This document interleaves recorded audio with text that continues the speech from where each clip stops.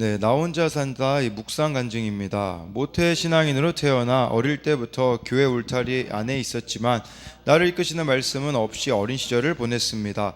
다소 딱딱한 집안 환경과 나이 차이가 나는 형에게 억눌려 자존감이 낮고 기죽어 있을 때가 많았습니다. 초등학교 저학년 때는 축 처진 저의 어깨를 보고 나이 많은 형들이 놀리기도 하고 동급생들도 덩달아 저를 우습게 보는 것 같은 기분이 들었습니다. 그래서 나름 살아보고자 생각한 것이 남들보다 공부와 운동에 더 열심히 해서 인정을 받는 것이었습니다. 하지만 늘 타인에 대한 부정적인 시각이 깔려 있어 다른 사람을 믿지 못하고 항상 혼자서 해내야 한다는 강박관념이 자리 잡았습니다.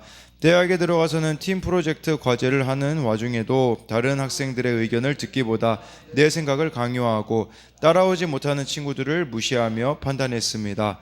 그러다 좋은 학점을 받으면 더욱더 내 생각이 맞았다는 자기 합리화에 나 혼자 산다의 끝판왕이 되어 갔습니다. 모세의 장인 이드로가 모세에게 우두머리를 세워 재판하게 하라고 진심 어린 충고를 하자 모세는 그것을 겸허히 받아들입니다. 하지만 저는 남의 충고를 받아들일 생각이 없었고 제게 진심 어린 충고를 해주는 사람도 주변에 남아있지 않았습니다. 그러다 택자는 실수해도 하나님이 실패가 되지 않게 하신다는 설교 말씀을 듣고 위로를 받아 타인에 대한 부정적인 시각을 잠시 내려놓고 교회 공동체에 기댈 수 있었습니다.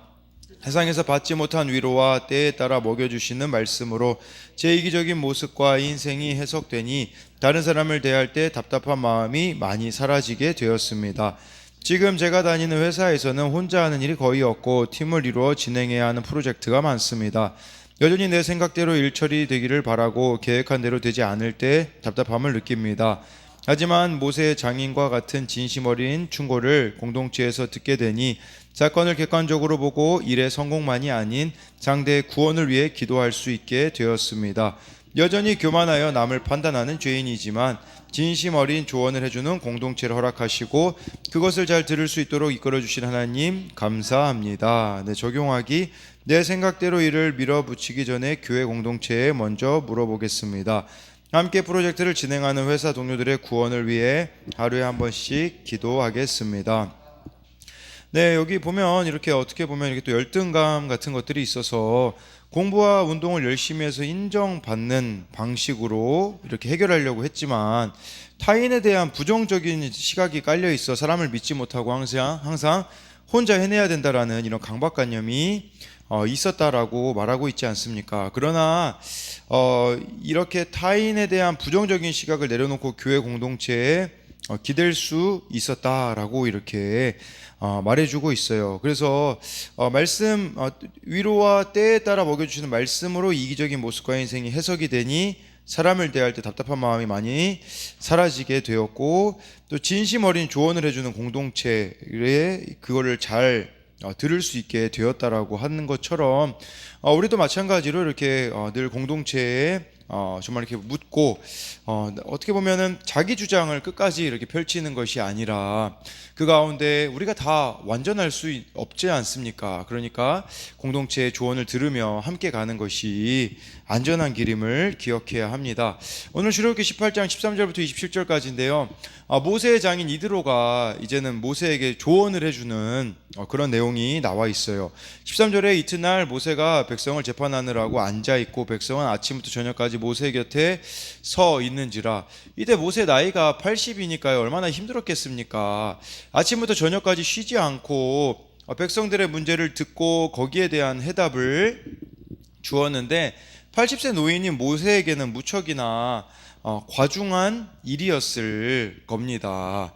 14절에요. 모세의 장인이 모세가 백성에게 행하는 모든 일을 보고 이르되 내가 이 백성에게 행하는 이 일이 어찌 됨이냐 어찌하여 내가 홀로 앉아있고 백성은 아침부터 저녁까지 내 곁에 서 있느냐. 모세의 장인 이드로는 이게 효율적이지 못한 것을 발견한 거죠. 그래서 왜 이렇게 하고 있는지 물어보는 것인데, 그러니까 이것은 어제 말씀해 보면 이 모세 장인 이드로가 그 이스라엘 백성을 구원하신 하나님에 대하여서 알았다라고 하지 않았습니까?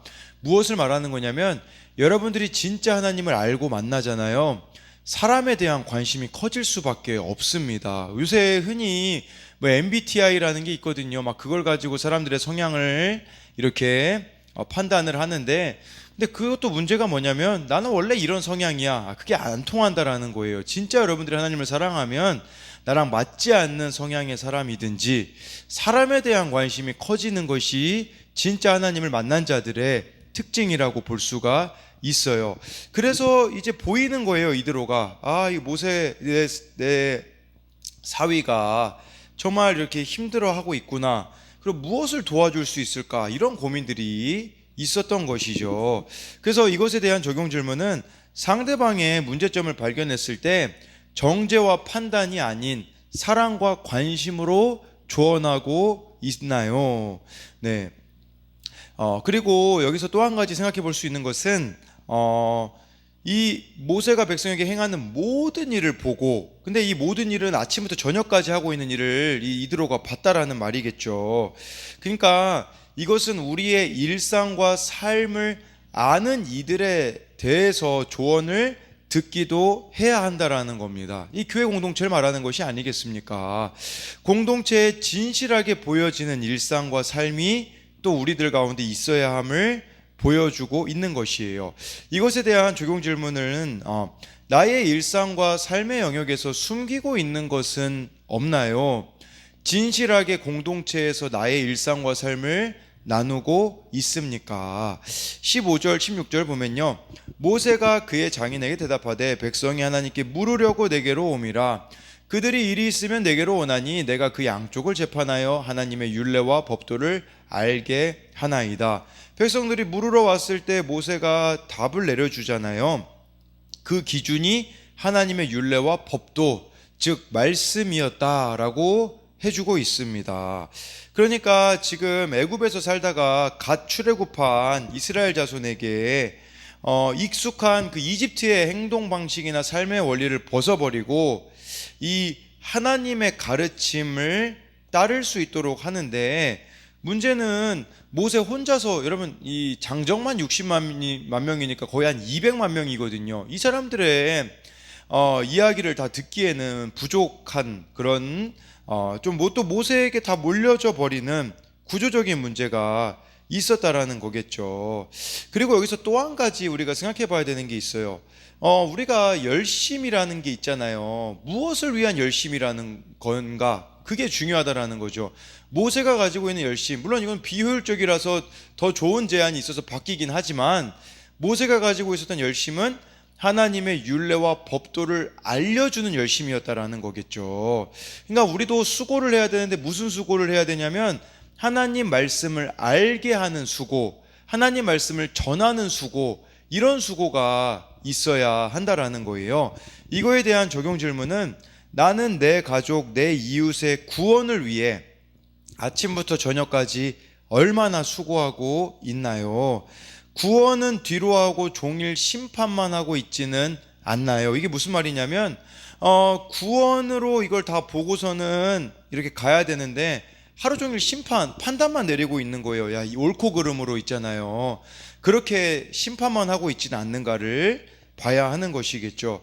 17절에 모세의 장인이 그에게 이르되 내가 하는 것이 옳지 못하도다. 네, 그냥 이대로 이 장인이 모세에게 옳지 않다라고 조언을 해주는 거예요. 그러니까 아마 모세에게는 이런 강박관념이 있었던 것 같아요. 나 아니면 안 된다, 이런 거 있잖아요. 그냥 이것은 잘못된 모습이었다라는 거, 모세에게도 동역이 필요하다라고 조언을 해준다라는 것이죠. 그래서 17절에 대한 적용 질문은 나 아니면 안 된다고 생각하면서 나 혼자 감당하려는 일은 무엇인가요?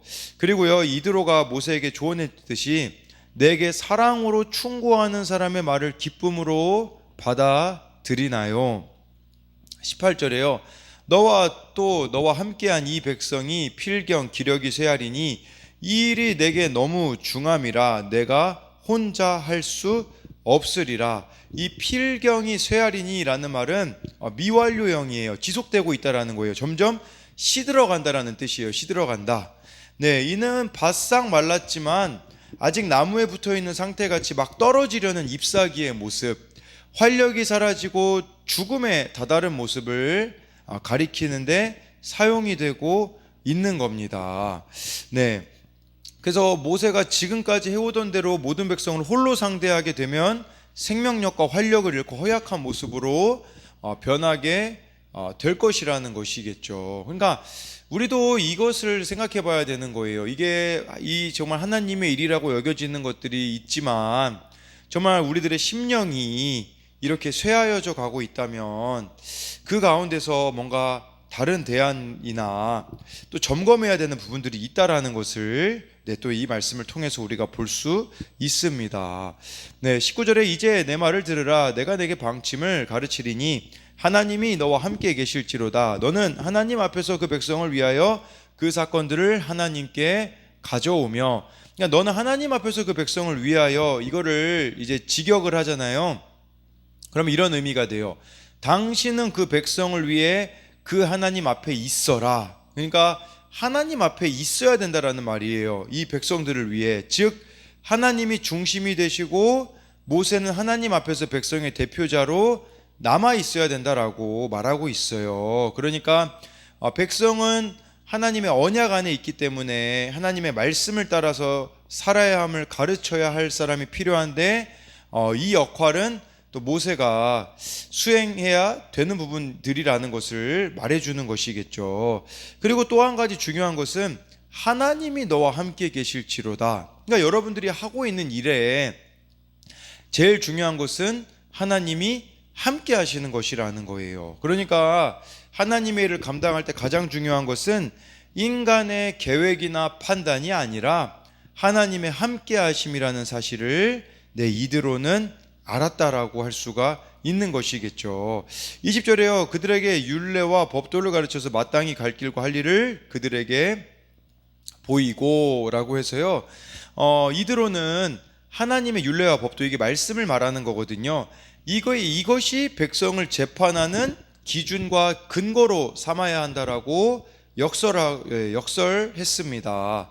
그리고 여기서 또 한 가지 우리가 생각해 볼 수 있는 것은 뭐냐면 마땅히 갈 길과 할 일이 무엇이 가르쳐 줍니까?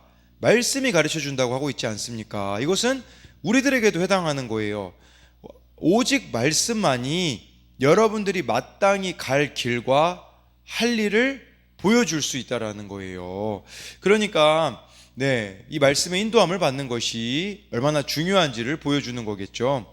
이것에 대한 적용 질문은, 나는 하나님의 말씀을 기준으로 어떤 사건을 해석하고 있나요? 아니면은 나의 감정이나 생각이 기준이 되어서 이렇게 해석하고 있나요? 또 한 가지는 말씀의 인도함으로 적용하며 살아가고 있나요? 이것은 그 마땅히 갈 길과 할 일에 대한 부분을 이렇게 적용 질문으로 만든 것이에요. 21절에요.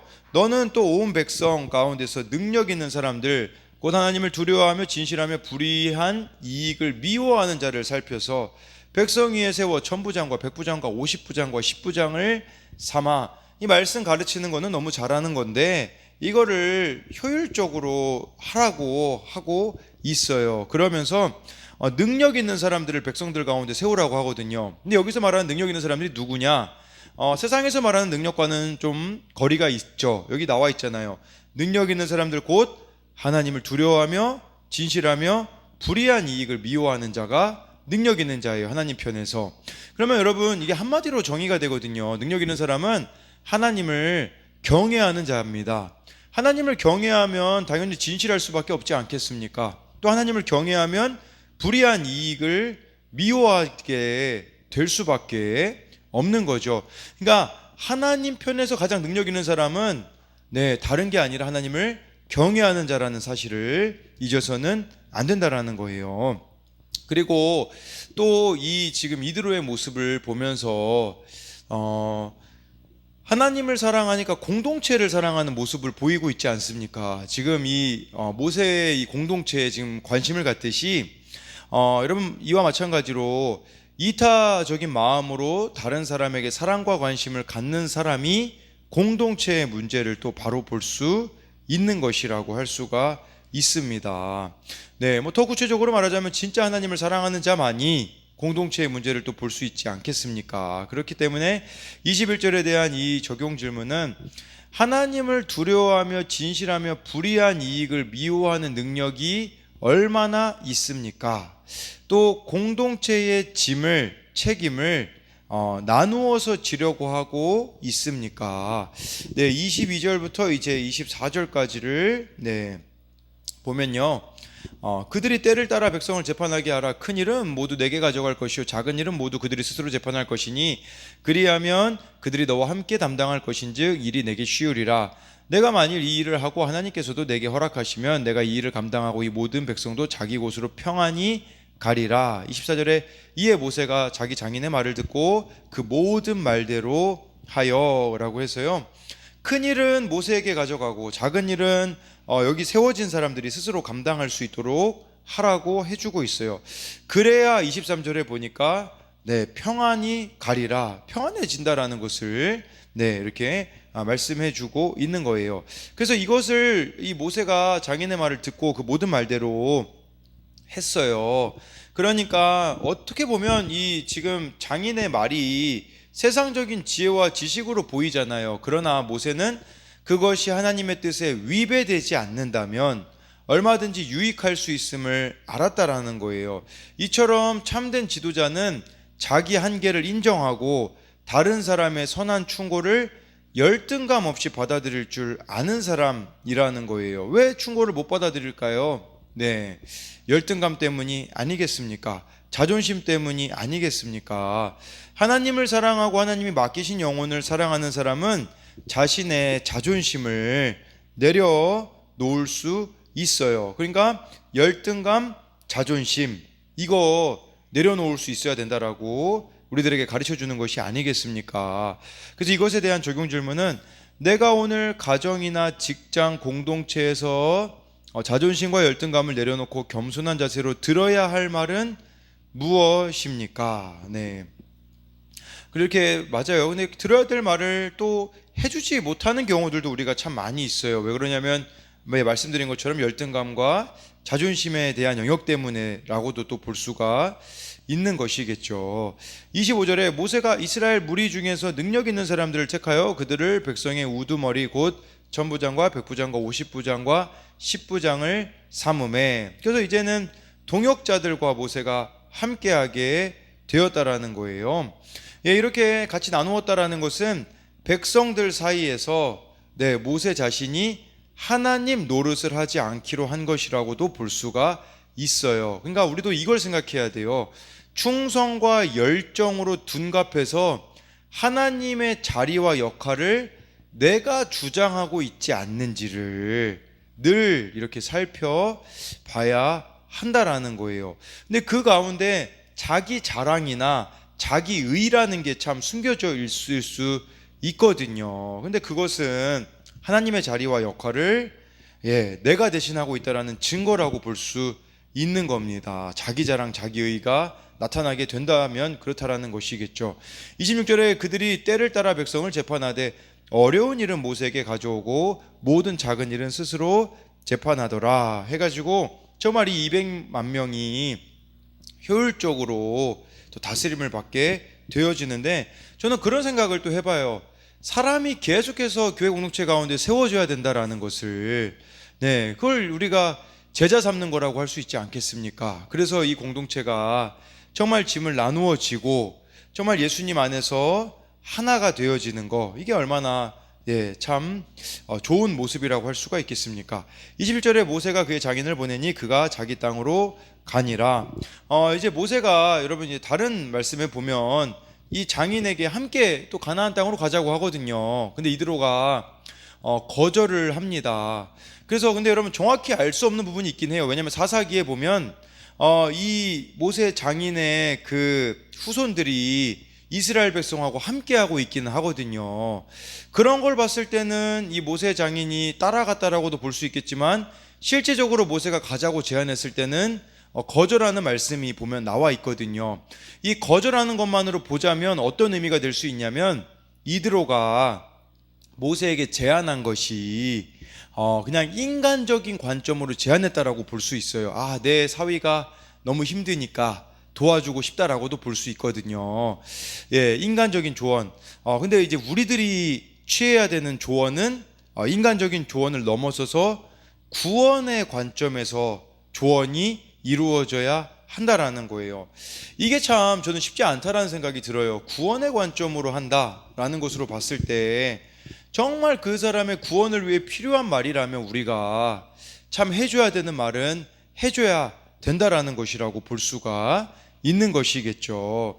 그래서 27절에 대한 적용 질문은 영혼을 사랑하는 마음에서 구원의 관점으로 지체들에게 조언하고 있나요? 아니면 그저 나에게 거슬리기에 단지 불편함을 느끼기에 인간적인 마음으로 조언하고 있습니까? 그래서 누군가에게 우리가 조언해 줄 때도 정말 그 영혼을 향한 사랑과 구원의 관점인지 아니면은 그냥 그 사람 행동이 나에게 거슬리기 때문에 하는 것인지 이걸 우리가 잘 또 이렇게 분별해서 구원의 관점으로 이렇게 다른 사람을 조언하고 살려내는 여러분들이 되시기를 소망합니다.